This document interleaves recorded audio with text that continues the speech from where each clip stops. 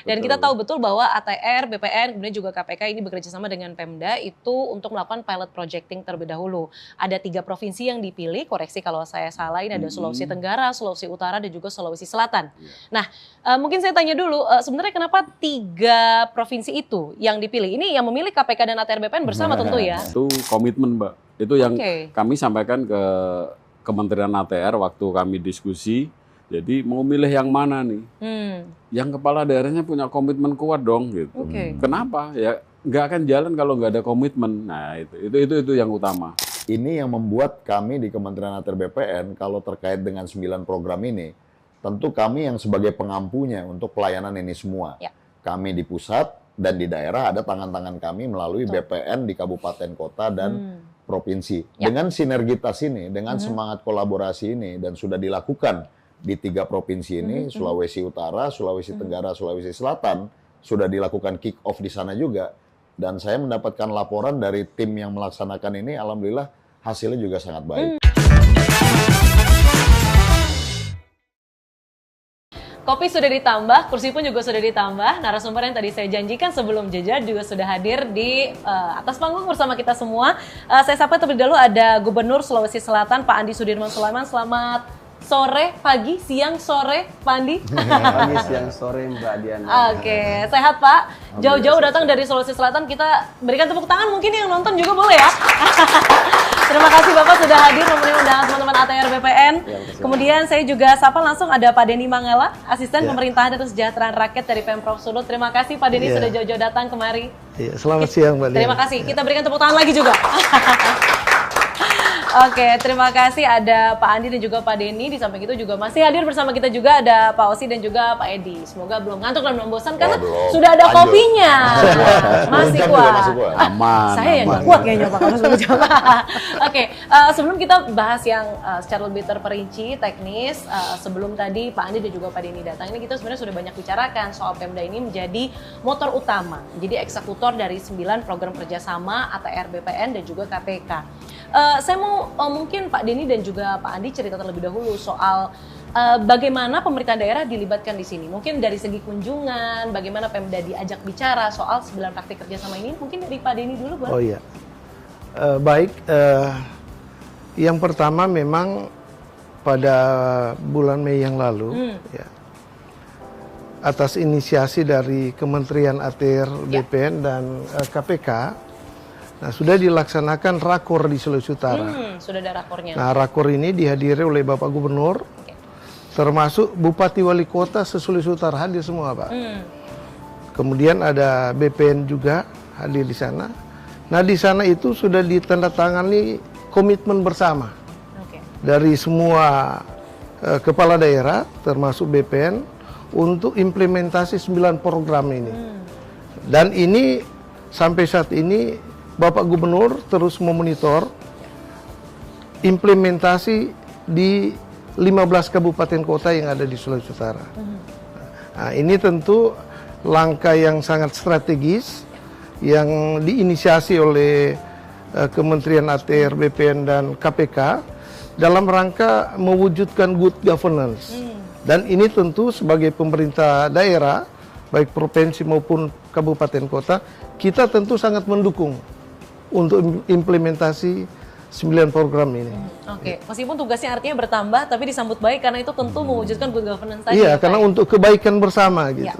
Oke, baik. Itu cerita dari Sulut. Kalau dari Sulut seperti apa, Pak Andi? Ya, terima kasih banyak Mbak Diana.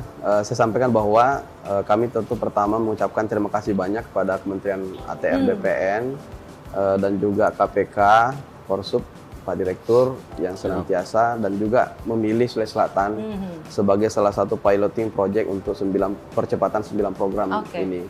Dan kita tentu menyambut baik karena selama ini tentang agraria itu, tentang pertanahan selalu terdengar masalah rumitnya, perselisihan. Jelimet gitu ya Pak Andi. Perselisihannya, kemudian masalah perizinannya yang rumit. Kita tidak dapat tuh isu-isu tentang bagaimana percepatan PAD, bagaimana percepatan investasi, kepastian hukum. Dengan ada program ini tentu ini sangat baik karena tentu dengan dipilih Sulawesi Selatan ini bukti bahwa Sulawesi Selatan ini sebagai salah satu wilayah yang memiliki komitmen dengan laksanakan kemarin ada penentang bersama untuk kesepakatan bahwa kita komit untuk bagaimana mempercepat program ini. Oke, ini juga sebenarnya yang banyak ditanyakan oleh masyarakat. Tadi juga sempat dibahas ataupun disinggung sedikit ya sama Pak Edi dan juga Pak Ausi. Kalau misalnya 9 paket program ini pun berjalan dengan optimal dan maksimal, yang tentu itu kita harapkan begitu ya. Perubahan apa sih yang paling dirasakan masyarakat? Itu kan yang menjadi pertanyaan masyarakat. Mungkin Pak Andi boleh silakan Pak. Iya, saya ingin ceritakan sedikit bahwa tanah sekarang ini kebanyakan masih sertifikat global misalnya, atau belum berubah atau gimana, sehingga kita ini di satu sisi masyarakatnya untuk mempertahankan tanahnya kan bisa jadi sengketa perselisihan tanah. Kemudian di sisi lain pemerintah kami ini dapatnya bahwa kita susah nih, masih tercatat tanah-tanah itu sebagai target objek PAD yang bagus, tapi justru tidak tercatat dengan baik. Karena kepemilikan satu yang tadinya sekarang sudah berkembang pesat. Ada bahkan satu surat itu bisa sampai banyak orang yang miliki. Waduh. Dan tumpang tindih. Sehingga saling klaim, kemudian terjadilah sengketa di mana-mana. Dengan adanya ini digitalisasi, sudah integrasi dengan OSS, integrasi dengan MPP, integrasi dengan RT RW, kemudian bisa memetakan geospasial. Ini luar biasa. Karena dampak bagi masyarakat kemudahan perizinan, dapat sertifikat mereka, tapi tentu kita juga pemerintah bisa yang mana harus punya kewajiban apa. Dapat haknya, tapi kewajibannya juga tentu lebih mudah dan lebih pasti. Ada kepastian. Ya, penurunan konflik ya Pak. Itu juga paling penting. Itu yang paling penting di masyarakat sering terjadi. Iya benar-benar. Tentu kan karena kalau bicara soal konflik ataupun sengketa lahan itu urusannya panjang ya Pak. Kita tahu betul juga di masyarakat banyak juga yang menjadi berita seperti misalnya artis-artis juga banyak yang speak up, kemudian rakyat biasa juga banyak sekali deretan sengketa lahan yang ujungnya ya memang harus ada goodwill dari pemerintah dan juga pusat maupun daerah begitu ya untuk menyelesaikan hal itu, salah satunya lewat 9 paket program ini. Itu cerita dari Sulsel. Kalau di Sulut seperti apa sih Pak? Apa dampaknya buat masyarakat, entah itu yang sudah terjadi ataupun yang mungkin disasar oleh Pemprov Sulut? Iya. Pertama bagi masyarakat, selama ini kan layanan untuk contohnya untuk pertanahan layanan sertifikat. Nah ini minta maaf Pak Wamen masih banyak keluhan. Ini prosedurnya, kemudian ada pihak-pihak yang memanfaatkan itu ya. Nah tetapi dengan 9 program ini ya, kemudian mengintegrasikan dengan mall pelayanan publik, ini tentu akan memudahkan masyarakat untuk memperoleh layanan sertifikat misalnya. Mereka tidak perlu lagi misalnya menggunakan calo atau tunggu berlama-lama untuk memperoleh itu. Cukup lewat misalnya gadget dia bisa monitor itu sudah di mana, ya, kapan selesainya dia bisa monitor. Dan ini sangat memudahkan. Baru kemudian yang kedua tentu bagi pemerintah daerah, selama ini contohnya transaksi jual beli tanah. Nah, Pemda itu di transaksi jual beli tanah kan ada yang namanya BPHTB yang masuk ke PAD. Nah, banyak kasus terjadi transaksinya itu di atas harga tanah tapi yang dilaporkan di bawah. Nah, ini tentu kan merugikan daerah. Tapi dengan diintegrasikan antara nomor identifikasi bidang dan nomor objek pajak, ini akan memudahkan ini. Dan ini akan menutup celah-celah yang seperti tadi. Apalagi BPN sekarang kan sudah menetapkan zonasi nilai tanah. Jadi nggak bisa lagi main-main ini. Kita akan tahu ini, Pemda akan tahu, oh ini zonasi nilai tanah untuk wilayah ini sekian. Kok transaksinya jauh di bawah? Nah ini ada something wrong. Nah, itu rugi kita. Nah ini sangat memudahkan.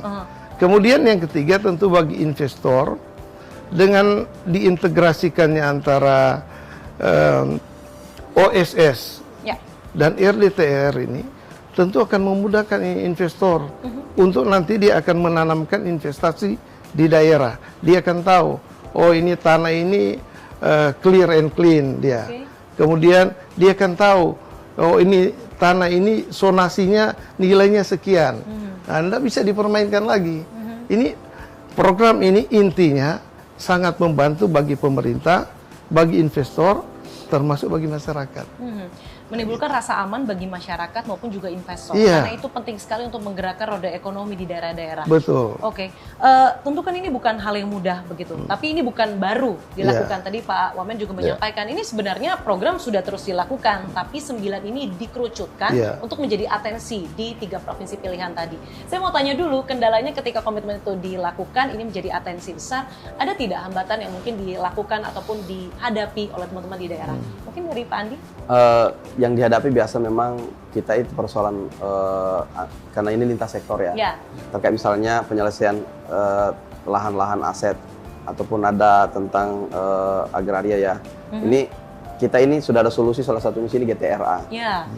Kami baru saja kemarin melaksanakan, kita laksanakan hari Jumat kemarin, hari Kamis itu Rabu kita laksanakan GTRA, gugus tugas reforma agraria.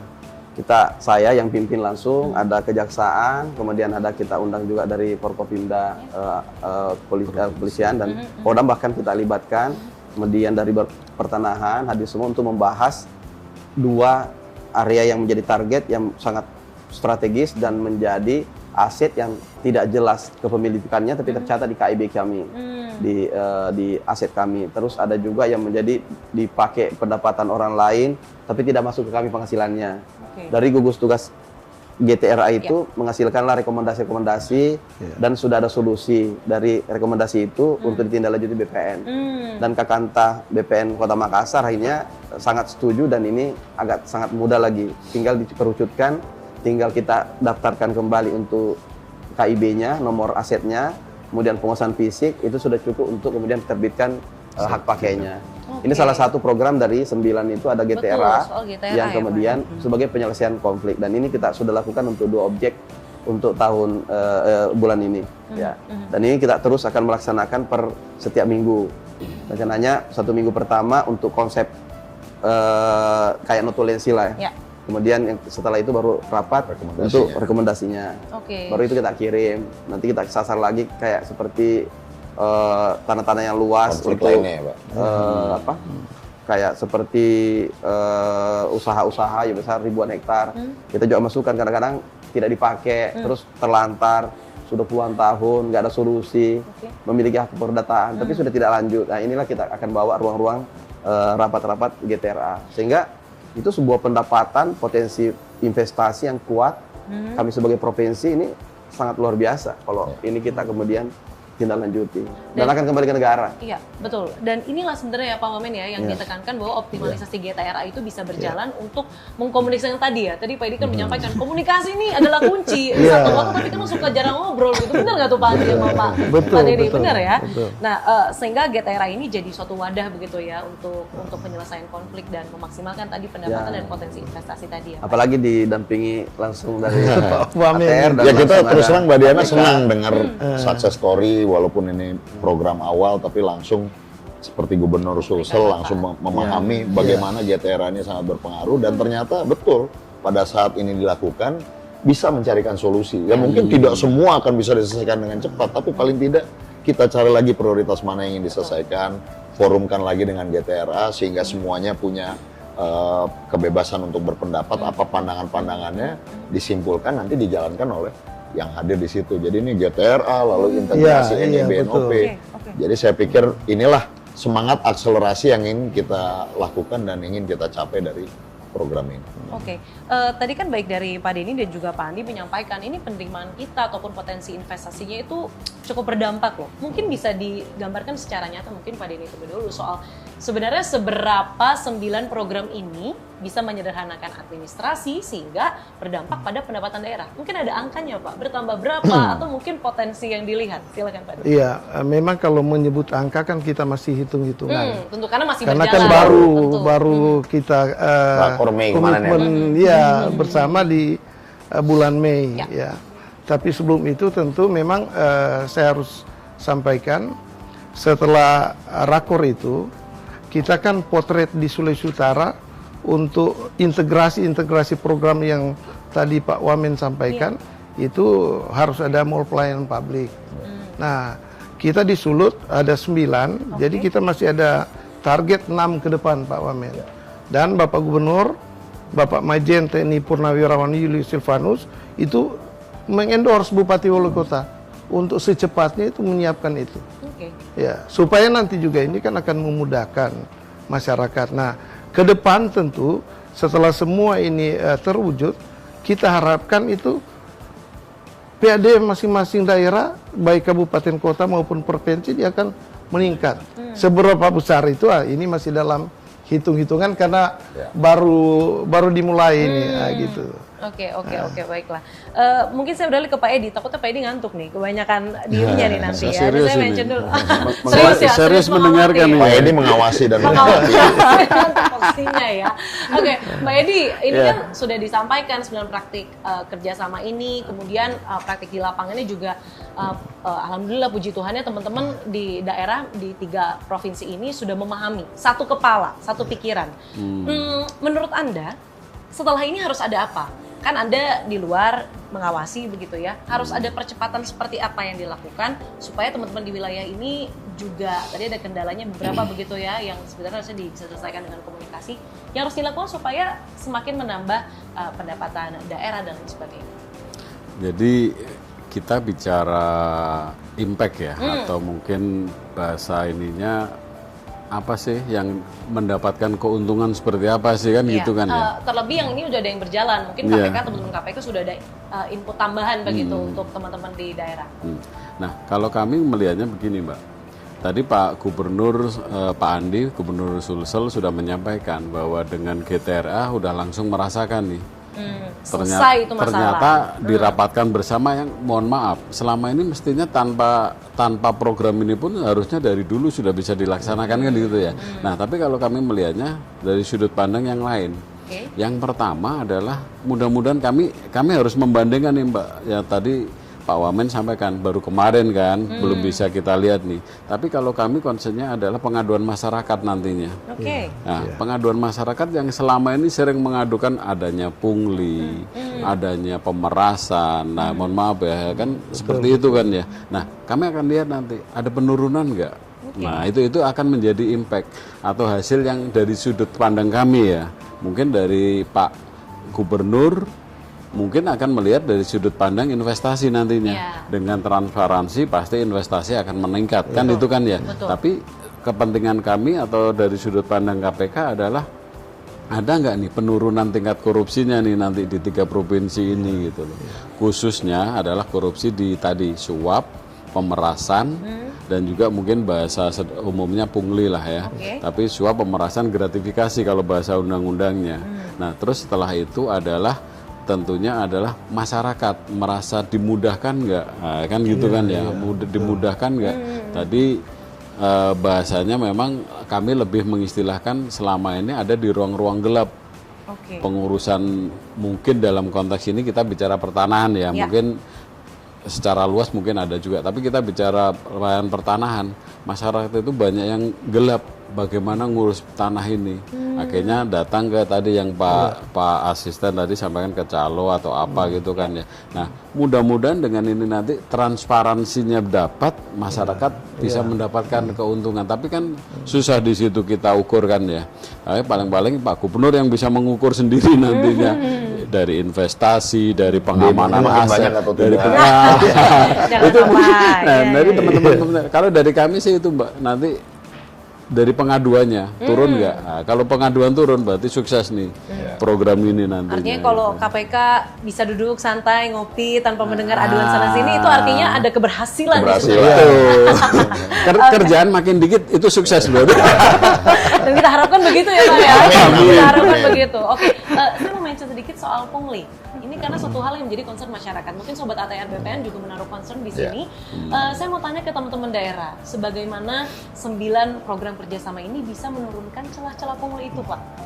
Ya, ini kan kalau sudah ada sistem digitalisasi, biasanya kita kan sudah bisa online.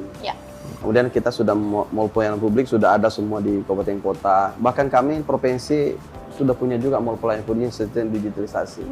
Sehingga kita bisa melihat di situ bahwa terjadi proses-proses yang secara digital, agak tidak lagi tatap muka, tidak lagi harus ketemu, telepon dan sebagainya. Itu tinggal mengisi saja.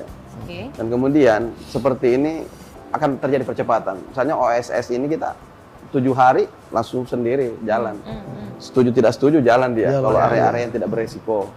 Ada tingkatannya. Tentu ini akan membuat image pada masyarakat bahwa ini mudah. Selama ada MPP sekarang ini, apalagi kalau sudah integrasi dengan pertanahan ini, pasti masyarakat akan senang. Karena ini akan memudahkan masyarakat untuk mendapatkan haknya. Yang kedua, dampak yang kami dapat itu, kalau nanti ini salah satu GTRA kita ini yang bahas kemarin ini, nilainya 1 triliun, Mbak. Kalau ini nanti kita bisa berhasil untuk sertifikasi standar provinsi, itu sebuah capaian yang besar yang dimotori oleh BPN, ATR, dan KPK pendampingan. Tentu kami yang dapat manfaatnya. Bahwa kami punya lahan yang selama ini tidak memiliki alasan, tapi tidak kemudian terjadi sengketa, dicari jadi pendapatan orang lain. Pendapatan ada fasilitas yang dipakai orang. Sehingga ini nanti kalau jadi masuk pendapatan kita kan luar biasa. Belum lagi asetnya. Di Kota Makassar lagi. Betul. Nah, ini luar biasa. Itu loh inventarisasi aset tadi ya Pak ya. Ini sekitar 10 hektar lebih. Buat lokasi. Good start. Good start ini. 1 triliun Nah, ini ya, Pak, GTRA ini kalau kita gedor terus di poin berapa ya, kalau tidak salah poin 7 ya. GTRA tadi. Nah, ini luar biasa, bisa optimalisasi kita. Oke, baik. Dan itu bisa menjadi investasi ataupun program-program Astacita. Kita punya lahan. Yang semua di wilayah Indonesia agak kesusahan lahan kan. Karena ada program-program sekolah rakyat, ada kampung nelayan, ada kemudian program-program KDMP dan sebagainya. Bapak Presiden mencanangkan, tentu kita akan menyambut dengan adanya kesediaan daripada availability dari lahan. Ada sekolah Garuda, sekolah unggul, dan semuanya itu untuk daerah. Menarik sekali. Karena bagaimana sebuah langkah ataupun komitmen kecil itu bisa berdampak uangnya seabla-abla Pak. Maksudnya 1 triliun untuk 1 sertifikat. 2 lokasi. 2 lokasi. Ini luar biasa. Good start seperti yang Pak Wamen sampaikan. Kalau di Sulut Pak tadi kan banyak mention soal mall pelayanan publik. Kemudian sebenarnya Pemprov pun juga sudah memetakan begitu ya. Ini stigma di masyarakat kalau ngurus sertifikat dan lain sebagainya itu pasti jelimet. Nah, hal-hal yang ada di 9 praktik program atau praktik kerjasama ini bagaimana bisa pelan-pelan membantu menghapus stigma tersebut kalau di Sulut? Iya, jadi kan setelah ada komitmen bersama seluruh kepala daerah yang saya sampaikan tadi dengan dan semuanya BPN, pasti menyanggupi dong Pak. Iya. Ya, kalau nggak sanggup nanti kan, Pak Gubernur marah ya. Setelah itu kan langsung dipublish. Oke. Nah, dipublish itu masyarakat dia tahu, ternyata sini sudah ada layanan pertanahan itu yang online. Oke. Nah, dengan begitu kan stigma-stigma selama ini bahwa berbelit-belit, harus melalui calo, ini akan terhapuskan. Karena tidak ada lagi yang tadi Pak Gubernur sampaikan face to face untuk memperoleh pelayanan. Semua serba digital. Dan ini pasti akan didukung oleh semua masyarakat.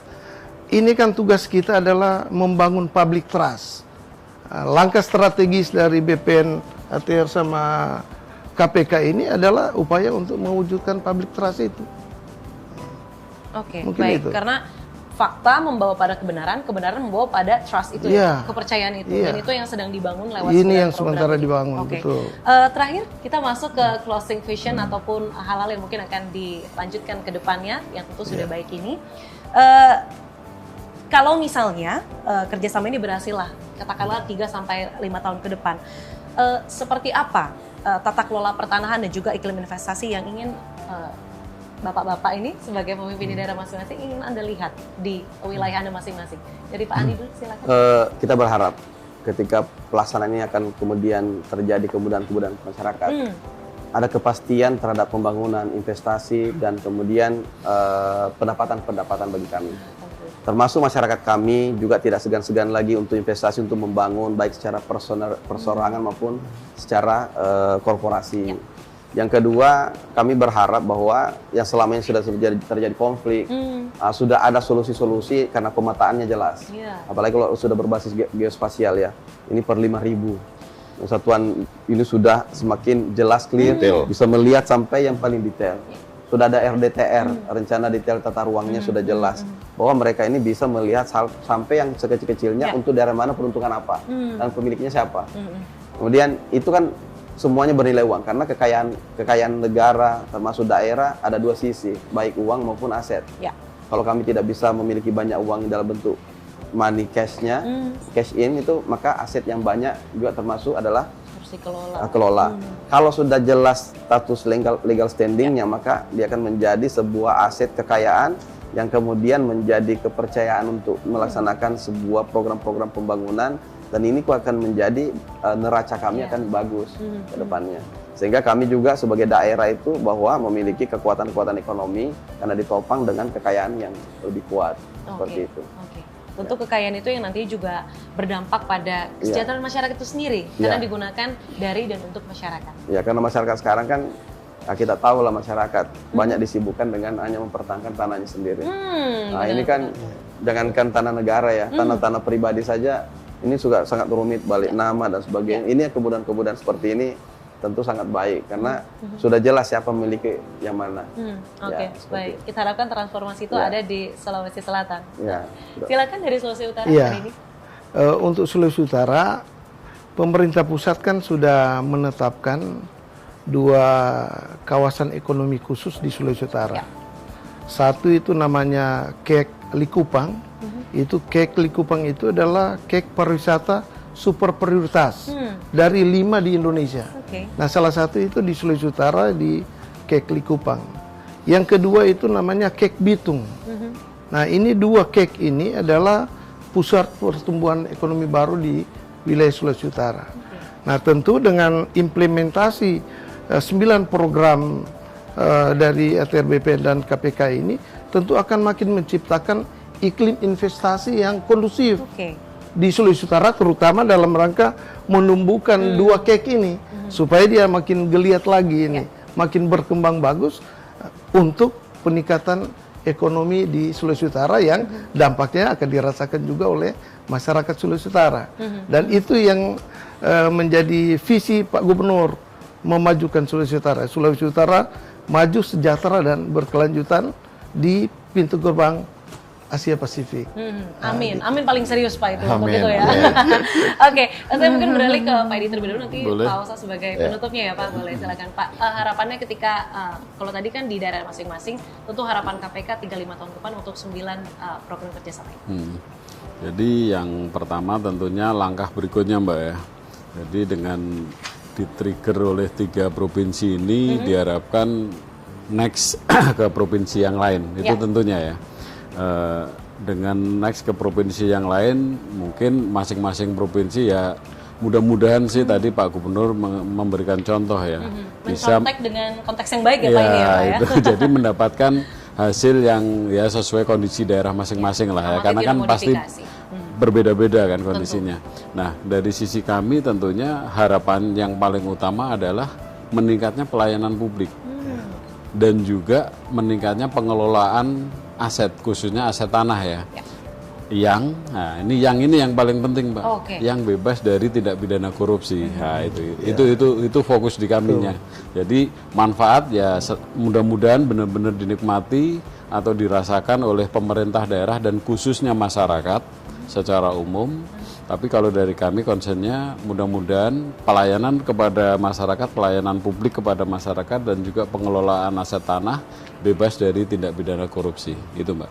Oke, baik. Terima kasih Pak Dini. Sama-sama. Silakan Pak Wasi. Baik Mbak Diana, terima kasih banyak. Jadi pertama yang ingin saya sampaikan adalah bahwa 9 program kerjasama kami dengan KPK dan juga seluruh pemerintah daerah ini tentu sejalan dengan apa yang menjadi harapan dari Bapak Presiden Prabowo Subianto untuk menghadirkan satu pemerintahan yang bersih, yang akuntabel, tapi juga memberikan kemudahan bagi masyarakat. Dan inilah kemudian kita bisa lihat beberapa dampak kecil yang sudah mulai dimunculkan. Yang kedua yang ingin saya ingatkan dalam forum ini adalah tentu transformasi ataupun perubahan ke arah yang lebih baik itu akan membutuhkan effort yang tinggi. Tidak semudah membalikkan telapak tangan. Tidak akan berjalan secara instan. Ada upaya konsisten yang harus kami lakukan dari sisi kementerian, dibantu oleh KPK dan tentunya pemerintah daerah. Kami juga mengajak agar terus kukuh, konsisten tegar untuk kemudian terus berupaya untuk menghadirkan, karena ini apapun yang kita hadirkan adalah untuk kebaikan masyarakat. Jadi tentunya ini adalah pahlawan-pahlawan kami yang ada di daerah, yang berada di garda terdepan, kami berterima kasih. Tapi mudah-mudahan kita semua punya semangat pantang menyerah terkait hal ini. Perubahan mindset, perubahan transformasi, budaya, culture, ya ini tentu membutuhkan waktu, tapi mudah-mudahan akselerasi ini bisa kita lakukan. Dan tujuan akhir yang ingin kita harapkan tentunya pada saat masyarakat bisa tertawa, datang ke kantor-kantor pertanahan, datang ke kantor gubernur, ke kantor bupati, wali kota, menyampaikan bahwa proses sertifikasi kami sekarang lebih mudah, Pak. Sekarang alhamdulillah lebih baik. Sekarang pelayanan BPN lebih sempurna. Inilah yang kami harapkan. Yang kedua juga investor datang ke daerah-daerah tanpa harus bertatap muka dengan banyak orang, bisa melakukan kegiatan bisnisnya, menyelesaikan proses perizinannya.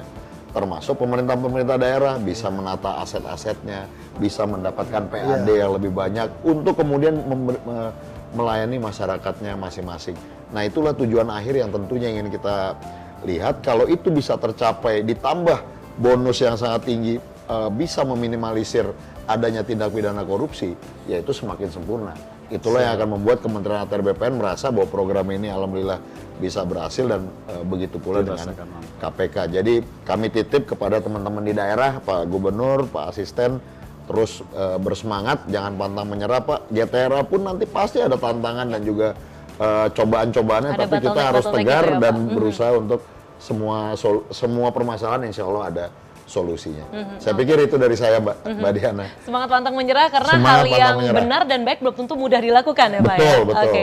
Dan mungkin itulah yang akan menjadi percontohan ya, 3 provinsi ini untuk mungkin teman-teman daerah yang nanti as time goes by itu bisa akan bertambah, expansion. Insya Allah segera kita lakukan. Segera dilakukan. Terima kasih banyak. Kita mungkin boleh berikan tepuk tangan untuk keempat narasumber kita hari ini. Terima kasih Pak Andi, Pak Osi, terima kasih banyak, Pak Denny dan juga Pak Edi, terima kasih banyak waktunya dan juga kebersamaannya selama kurang lebih 1 jam ke belakang tadi ya.